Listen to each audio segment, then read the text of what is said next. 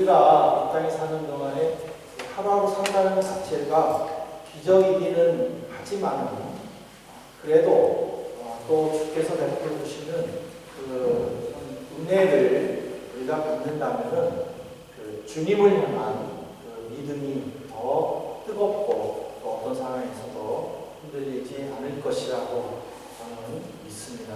그래서 오늘 들으신 이 말씀을 통해서도 정말 내가 이 말씀을 통해서 어떤 기적을 체험하고 싶은가를 같이 묵상하면서 또 느끼고 또 헌신하는 그런 시간이 되기를 소망을 합니다. 오늘 함께 읽었던 본문은 마태복음, 마가복음, 누가복음 이렇게 온갖 복음에 다 나오는 말씀인데 예수님을 찾아온 청중들을 예수님은 시몬의 배에 타시고 그리고 말씀을 가르쳐 주신 후에 시몬의 필요한 것을 아시고 함께 깊은 곳에 가서 그물을 내리게 함으로 사람의 생각을 뒤집는 놀라운 물고기를 잡는 그런 은혜를 가르쳐 주신 내용입니다. 근데 이 내용을 보면 우리가 몇 가지를 발견하게 되는데 첫 번째로 예수님과 베드로의 만남입니다. 이 마가복음 우리가 읽었을 때는 베드로가 물고기를 잡으려고 할 때에 예수님이 베드로를 불렀다고 했지만은 누가복음 5장에 보면은 이렇게 시작합니다. 무리가 몰려와서, 다시 말해서 베드로가 물고기를 잡는 상황이 아니라 무리들이 예수님을 알아보고 몰려오는 그 상황에 베드로는 한편에서 그물을 씻고 있는 와중에 예수님이 그 시몬의 배를 타고 잠시 떨어진 곳에서 백성들에게 말씀을 가르쳤다. 이렇게 나옵니다. 그러니까 이 마가와 누가의 차이는 마태나 마가는 그냥 간단하게 그 요점만 설명하는데 누가는 그 요점만 설명하는 것이 아니라 그 모든 상황을 다 기록하기 때문에 누가의 기록이 조금 더 자세하고 그리고 마가보다는 마태 그리고 마가가 아주 짧게 요점만 설명하는 것을 우리는 볼 수 있습니다. 그런데 사실 요한의 아들 시몬과 예수님의 만남은 이 만남이 세 번째였어요. 이미 전에 만난 적이 있었어요. 요한복음 1장 42절에 보면은 데리고 예수께로 오니 예수께서 보시고 이르시되 내가 요한의 아들 시몬이니 장차 게바라 하리라 하심이라. 게바는 번역하면 베드로라. 그러니까 세례 요한에게도 제자들이 있었어요. 그 제자 중에 한 명이 베드로의 동생인 안드레예요. 근데 세례 요한이 그의 제자들에게 보라, 세상 죄를 지고 가는 하나님의 어린 양이다. 나보다는 저분에게 갔을 때 너희들이 더 많은 것을 배울 수 있을 것이다. 하고 세례 요한이 얘기할 때에 안드레는 따라갑니다. 안드레는 가서 예수님과 이야기하면서 느끼는 것이 뭐냐면 내가 메시아를 만났구나. 그리고 즉시로 형에게 가가지고 이렇게 얘기해요. 내가 메시아를 만났다.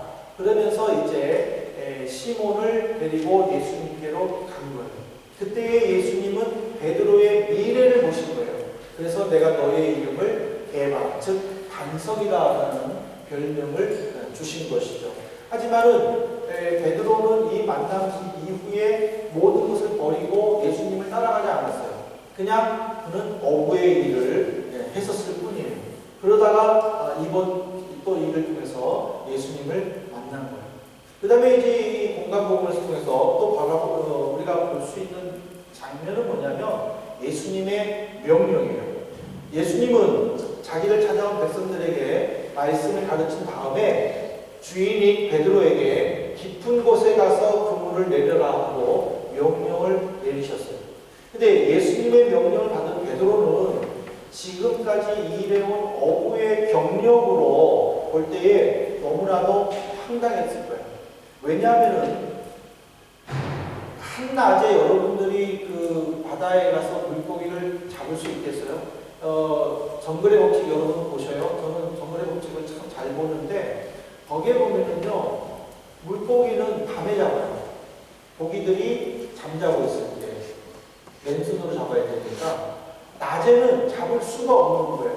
그리고 또 더군다나 깊은 바다 물고기는 더 없는 거예요. 이것이 어부의 경력으로 본 베드로의 상황이에요. 근데 예수님은 그 모든 것을 다 무시해버립니다. 지금 태양이 쪄야죠. 그러면 고기들이 다 숨어 있을 때인데 그냥 깊은 곳에 가라고 그러죠. 모든 것이 안 맞는 상황이에요. 그럼에도 불구하고 베드로는 말씀에 순종을 해가지고 함께 예수님과 배를 타고 정말 깊은 곳에 가서 그물을 내렸어요. 그때 무슨 일이 일어나요? 누가복음 5장 6절에 보면은 그렇게 하니 고기를 잡은 것이 심이 많아 그물이 찢어집니다. 그러니까 이 말씀을 보면은요, 우리가 말씀에 순종할 때에 어떤 결과가 나타나는지를 가르쳐 주는 거예요. 우리는 종종 이거를 무서워해요. 은혜를 받으면은 말씀대로 순종해야 되는 것은 알고 있는데 그것으로 인해 가지고 내 모든 것들이 다 포기해야만 되는 것으로 알고 있어요. 그래서 하나님의 은혜 받는 것을 조금 두려워요. 나중에 은혜 받을게요. 지금은 제가 하고 싶은 일을 좀 하고 싶어요. 이렇게 우리들이 종종 그런 생각들을 하는데 성경은 순종함으로 인해서 약간의 손해는 있을 수는 있지만은 그러나 그 모든 것들을 채워주시는 하나님을 경험하기 때문에 기쁨으로 순종하라고 우리에게 요구해주고 있습니다. 한번 보실래요? 신명기 28장 1절에 보십시오. 내가 내 하나님 여호와의 말씀을 삼가 듣고 내가 오늘 내게 명령하는 그의 모든 명령을 지켜 행하면 내 하나님 여호와께서 너를 세계 모든 민족 위에 뛰어나게 하실 것이라. 아멘. 조금 순종할 때에 하나님은 나를 세계 모든 민족 위에 뛰어나게 해주신다는 겁니다. 하나님의 긍휼이 무궁무진한데 그 긍휼 속에 나는 요만큼입니다. 그 요만큼을 순종할 때에 하나님은 그 순종을 보시고 크게 해주시는 거예요. 근데 우리는 요만큼을 못하는 거예요. 아니, 요만큼을 무서워하고 있어요. 내가 은혜 받으면, 이러다가 내가 은혜 받으면 내가 이거 하고 싶은 걸 포기해야 되는데. 그러나 하나님은 그거를 원하시지 않는 거예요. 그것을 하나님 보시기에 기쁜 일이라면 더 크게 해주신다는 거예요. 그러나 하나님 보시기에 그것이 기쁜 일이 아니라면 다른 일을 통하여 더 크게 만들어주신다는 거예요. 그래서 우리는 하나님의 말씀을 순종하는 것이 얼마나 귀한 일인가를 우리는 이 베드로를 통해서 우리에게 가르쳐 줍니다. 그 다음에 세 번째로 볼 수 있는 것은 뭐냐면 베드로는요, 자기의 죄를 지금 고백을 했어요. 한번 보세요. 지금 이 상황을 보세요. 물고기가 너무 많이 잡힌 거예요. 정말 그 상상할 수 없을 정도의 물고기가 잡혀가지고 베드로가 강 쪽에 있는 그 동료들에게 손짓을 한 거예요. 이렇게 오라고 손짓을 한 거예요. 그래서 다른 동료들이 가본 거예요. 근데 다른 동료들도 깜짝 놀란 거예요. 왜냐하면 물고기가 엄청 많기 때문에. 그리고는 이 기적을 베풀었으면 보통 여러분들은 어떻게 하실 것 같아요? 저 같으면 그럴 것 같아요. 주님, 짱입니다. 주님, 감사합니다. 라고 했었을 것 같아요. 근데 베드로는 누가복음 5장 8절에 보니까는 예수의 무릎 아래 엎드려 주여 나를 떠나소서 나는 죄인입니다. 어떻게 이 앞뒤 상황이 지금 맞지가 않는 상황이에요. 근데 우리가 이 말씀을 잘 보면은 깨달을 수 있는데 예수님이 베드로에게 처음 명령을 했을 때에 베드로는 예수님에게 선생님이라고 이야기했어요. 이 선생이라는 뜻은요, 그 당시에 자기보다 조금 나은 사람들을 전부 다 선생님이라고 불렀어요. 그렇지만은 유대인들에게 있어서의 이 선생님이라는 것은 어떤 의미냐면은 유대인들은 율법을 굉장히 중요시해요. 그래서 그 율법을 깨닫게 해주는 사람을 선생으로 부르는 거예요. 그러면 지금 베드로가 예수님을 향하여 선생님 하고 얘기했던 것은 지금 예수님이 베드로에게 율법을 가르쳐주는 율법 선생으로만 알고 있다라는 그런 의미. 그러니까 그냥 선생님이에요. 존경하는 선생님. 그런데 지금 베드로가 물고기를 잡고 나가지고 지금 뭐라고 그랬어요? 주여 나를 떠나소서 했어요. 여기서의 이 주여라는 것은 구약 성경에 번번이 뭐하고 동격이냐면은 하나님하고 동격이에요. 그러면 지금 베드로는 예수님을 향해서 지금 하나님이라고 고백했다라는 거예요. 그러면 베드로는 왜 그 주님 앞에 무릎을 꿇고 처음 선생이라고 했던 것을 주님으로 바꿨는가? 그거는 물고기 잡는 모습 때문이라는 거예요. 왜냐면요, 이 당시에는 어부들이 그날 잡아서 그날 먹고 살기도 어려운 형편이에요. 다시 말해서 지금 물고기를 못 잡았다. 그러면은 나로 인하여 내 식구들이 다 굶어 죽는다는 거예요. 저축 물고기를 조금 남아서 판다 상상도 할 수 없는 상황이에요.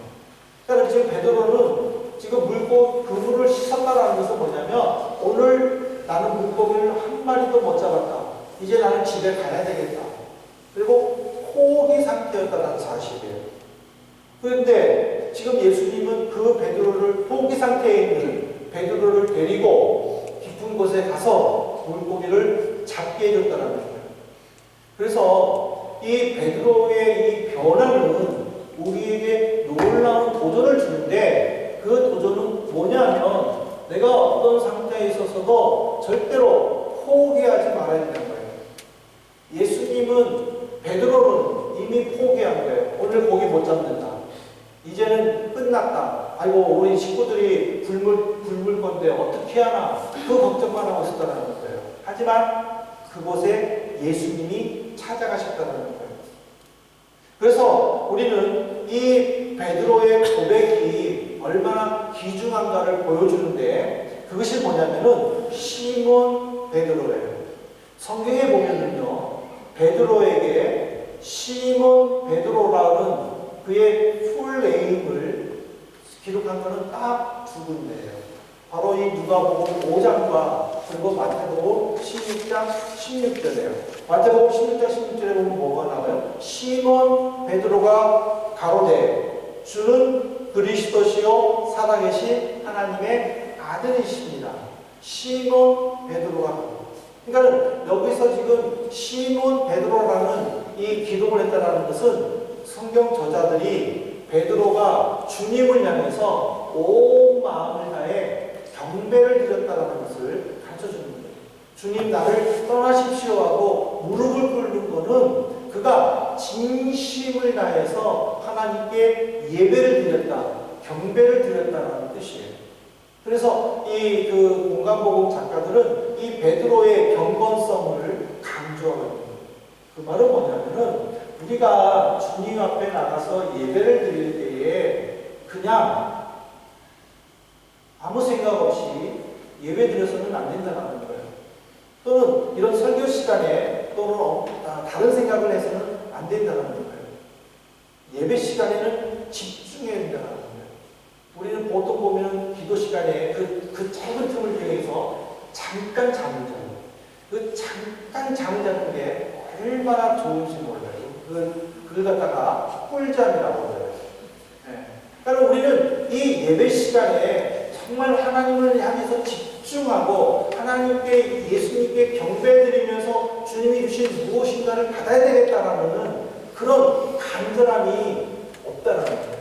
그냥 안 나오면 안 되니까 나와가지고 기도 시간에 잠깐 꿀잠 자고 목사님들의 설교 시간에 어떤 엉뚱한 생각들을 하고 그리고는 이제 예배 끝나면 끝났다고 이제 가는 거예요. 그리고 나 예배 다 드렸다. 이거는 아니야. 왜 성경 기록자들이 아무것도 아니에요. 베드로는 시몬 베드로는 뭔 상관이에요? 사모야 부르거나 이상호 부르거나 뭔 상관이에요. 그러나 성경 저작들은 시몬 베드로라는 정식 그의 이름을 불러주므로 그가 얼마만큼 주님 앞에 경건하게 온 마음을 다하여 예배를 드렸는가를 가르쳐줍니다. 그러면 우리들도 정말 주님이 베풀어주신 기적을 받기를 원한다면 우리가 드려지는 이 리베폴 찬양팀가의 찬양을 통해서 여러분들이 그 속에 몸을 던지셔야 되는 거예요. 거기에서 주시는 은혜를 여러분들이 온 마음을 다해 받으셔야 되는 거예요. 그리고 예배를 통해서 내가 받겠다라는 그런 간절함이 있어질 때에 하나님은 베드로를 만나주셨듯이 우리들을 만나주실 줄로 믿습니다. 네 번째로 우리는 또 다른 장면을 볼 수 있는데 그 장면이 뭐냐면은 사명을 부여주시는 거예요. 지금 아까 말씀드렸지만은 예수님은 베드로를 이번을 통해서 세 번을 만나는 거예요. 첫 번째와 두 번째는 예수님은 베드로에게 아무것도 요구하지 않으셨어요. 그런데 세 번째 만남에서는 예수님이 베드로에게 요구해 주셨어요. 마가복음 1장 17절에 보십시오. 나를 따라오라. 내가 너희로 사람을 낚는 어부가 되게 하리라. 누가복음 5장에는 내가 사람을 취할 것이다 라고 했는데 이것은 뭐냐면은 사람을 잡아서 살린다라는 거예요. 베드로의 직업이 뭐예요? 물고기 잡는 어부였어요. 왜 베드로가 물고기를 잡았어요? 물고기를 죽여가지고 그것을 먹음으로 말미암아 자기의 생명을 연장시키고 또 자기 집을 일으킬 수 있어요. 그러니까 베드로는 이때까지 죽이기 위해서 잡은 거예요. 그러나 하나님 예수님이 베드로에게 주시는 사명은 사람을 살린다는 거예요. 잡는다는 것은 죽인다는 것이 아니라 사람에게 생명을 주는 도구로 사용했다는 그런 의미예요. 이것으로 말미암아 베드로는 그의 생애의 터닝 포인트를 잡게 되죠.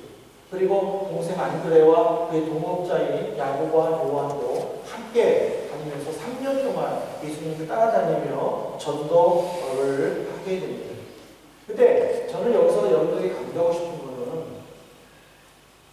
우리가 기적이라는 단어에 초점을 맞출 때에 무엇이 중요한가를 배워야 돼요. 우리는 보통 말씀에 순종하면 된다라고 생각을 해요. 맞아요. 말씀에 순종하는 것은 맞아요. 그러나 베드로의 경우에는 달랐어요. 순종도 했지만은 무엇이 덧붙였어요? 예수님이 함께 했어요. 예수님이 베드로에게 내 배를 잠깐 타자. 그때 베드로는 타세요. 그리고 멀리 떨어져 있지 않았어요. 함께 그 배를 탔어요. 그리고 군중들을 다 가르치고 난 다음에 베드로에게 깊은 곳에 가자 할 때도 예수님이 육지에 있고 너 깊은 곳에 갔다 와 그러지 않았어요. 예수님은 그곳에서도 계셨다라는 사실이에요. 무슨 말입니까? 우리가 어떤 필요를 원할 때에 어떤 간절함이 있을 때에 주님이 먼저 나와 함께하는 것을 믿어야 된다는 사실이에요. 발견해야 된다는 사실이에요. 그것이 중요한 거예요.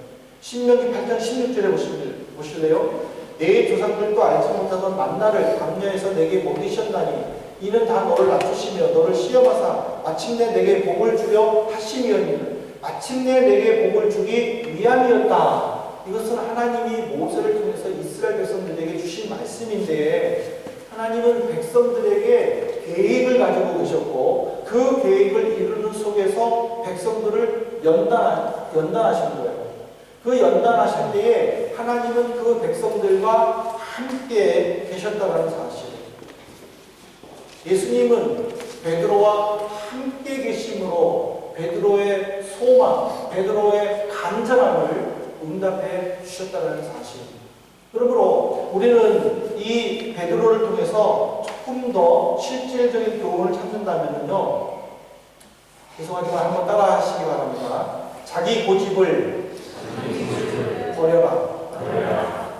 자기 고집을 버려야 돼요. 목수인 예수님, 한번 생각해 보세요. 목수인 예수님, 어부인 베드로. 그런데 이 조합이 조금 어색하지 않아요? 지금 바닷가에서 누가 그 직종에서 최고예요? 베드로가 그 직종에서 최고예요. 근데 지금 목수인 예수님이 바닷가에서 최고인 베드로에게 감히 깊은 곳에 가서 물을 던져라는 말은, 그물을 던져라는 말은요, 이거는 제정신이 아니면요, 감히 할 수 없는 말이에요. 예를 들어서 제가 아무것도 모르는 음악을 모르는데 제가 우리 소프라노 솔리스트께 발성이 조금 이상해요. 말할 수 있어요? 그거는요, 제정신이 아니고는요, 말할 수 없는 거예요. 근데 지금 예수님은 그렇게 하셨다라는 거예요. 그럼 우리 다 그러죠. 아유, 예수님이니까. 천만에요. 베드로가 지금 예수님을 깊이 알고 있는 사람은 아니었어요. 근데 지금 자기가 감히 자기한테 도전한 거예요. 그러면 베드로는요, 고집 피울 수 있는 거예요. 당신이 뭔데? 말할 수 있잖아요. 선생님 뭔데? 그러나 베드로는 그러지를 않았다는 거죠. 말씀에 의지하는 믿음의 순종이라는 거예요. 그는 고집을 피우지 않았어요. 자기를 나타내지 않았어요. 주님의 말씀에 순종만 했어요. 그럴 때에 기적을 체험했을 수 있었습니다. 그래서 저는요, 이 말씀을 통해서 결론적으로 성도님들에게 부탁하고 싶은 거는요, 자기 성격대로 예수 믿는다는 거 버리시기 바랍니다. 우리는 종종 은혜 받은 사람도 자기 성격을 버리지 못해가지고 문제를 일으키고 또 시험 받는 분들이 가끔 있는 것을 저는 봤어요. 다혈질적인 사람이면요, 자기 성격대로 받으면요, 성격이 급한 대로 그냥 욱하는 성질대로 은혜 받았으면서도 또 막 성질을 내요. 그리고는 말하는 거예요. 내 성격이 이러니까 너희들이 이해해줘. 우리는 보통 그런 속에서 서로 상처를 주고 상처를 받고 그런 신앙생활 속에 하고 있습니다. 근데 주님이 이 말씀을 우리에게 주시는 이유는 뭐냐면요, 자기 생각을 버려야 된다. 자기 성격을 버려야 된다. 만약 다혈질적인 사람이라면은 오히려 그 성격을 바꿔서 온유해야 하고 쉽게 결정 내리지 못하고 몇 번씩 고민하는 소심한 사람이라면은 적극적인 사람으로 바뀌어야 하고, 성격이 급하고 말이 행동보다 먼저 나오는 사람은 자기가 할 말을 생각하면서 또 필요한 말이 무엇인지 생각해보는 성격으로 바뀌어야 되는 거예요. 그것이 바로 예수님이 베드로에게 기적을 베풀어 주시는 주님의 본 뜻이라는 거예요. 근데 우리는 여기서요, 한 가지 더 찾아볼 수 있는 것은 뭐냐면은, 주님은 위로하는 자입니다. 이 사실을 믿으시면 주님의 이름으로 축복합니다. 주님은 위로하는 자예요. 예, 한번 보십시오. 지금 베드로가 그물을 씻고 있었다고 했어요. 베드로가 그물을 씻고 있었을 때에 그는 기뻤겠습니까? 아니면 고민이 많았습니까? 화가 났었겠습니까? 슬펐겠습니까?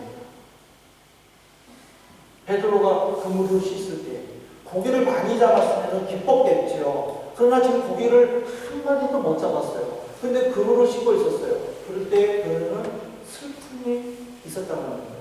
근데 주님은 그를 찾아가는 거예요. 그리고 고기를 많이 잡게 해주셨다는 사실. 우리도 그렇잖아요. 우리 삶도 지치지 않아요? 열심히 노력했는데 지금 효과는 안 보이고 지치지 않아요? 내가 왜 이 일을 해야만 할까? 고민에 빠지지도 않아요? 내가 왜 이곳에 와가지고 이런 고생을 할까? 그런 생각 들지 않아요? 저도요, 가끔 가다가 그 생각 아직도 들어요. 야, 내가 98년도에 내가 유럽에 안 나왔으면 나는 한국에서 어떻게 했었을까? 그럴 때 저는요, 여기보다는 더 좋았겠다는 생각을 해요. 인간적으로. 근데 내가 이 고생을 해요. 가끔 하다가요, 적어도 지금도 기도할 때마다 나를 왜 이곳에 보내줘가지고 이렇게 힘들게 하실까라는 그 의문 부호가 참 많아요. 내가 많은데 여러분들은 오직 하시겠어요. 그 보고 싶은 친구들, 부모님 다 떨어지고 여기서 내가 왜 유학을 할까? 내가 왜 여기서 사업을 할까? 내가 여기서 왜 생활을 할까? 그런 생각들을 안 드세요. 그럴 때 처지잖아요. 힘들잖아요. 근데 그 현장에 누가 오세요? 예수님이 오신다는 거예요. 베드로야, 힘들지? 그러나 한번 그물을 가지고 깊은 데로 가자. 제안해 주시는 거예요. 그 제안에 우리가 순종할 때에 주님은 우리의 삶의 고달프고 지친 것을 새롭게 끌어올려 주신 거예요. 여기서도 내가 할 일이 있구나. 여기서도 내가 주님을 체험할 수 있구나. 내가 여기서도 예수님을 만나는구나. 그럴 때에 이곳이 천국이 될 줄로 믿습니다. 여러분들 마음에 고민이 있습니까? 여러분들의 어떤 어려움에 처해 있습니까? 바로 베드로처럼 예수님이 나를 찾아와 주시기를 초청하시기를 주님으로 축복합니다. 마지막으로 말씀만 인용하고 마치도록 하겠습니다. 이 토레이라는 분은요, 이렇게 얘기했어요. 권능은 하나님께 속했는데 그 권능을 받는 데는 오직 하나의 조건이 있다. 그것은 절대 순종입니다. 여러분들이 어떤 권능을 받고 싶든지 그 권능의 조건은 절대 순종이라는 거예요. 베드로가 예수님 말씀에 순종한 것처럼 여러분들도 예수님 말씀에 순종함으로 여러분들의 삶의 현장에서 주님이 주시는 그 기적을 체험하여 새롭게 힘을 얻고 주님께 영광 돌리는 성도들 되시기를 주님의 이름으로 축복합니다. 이 시간에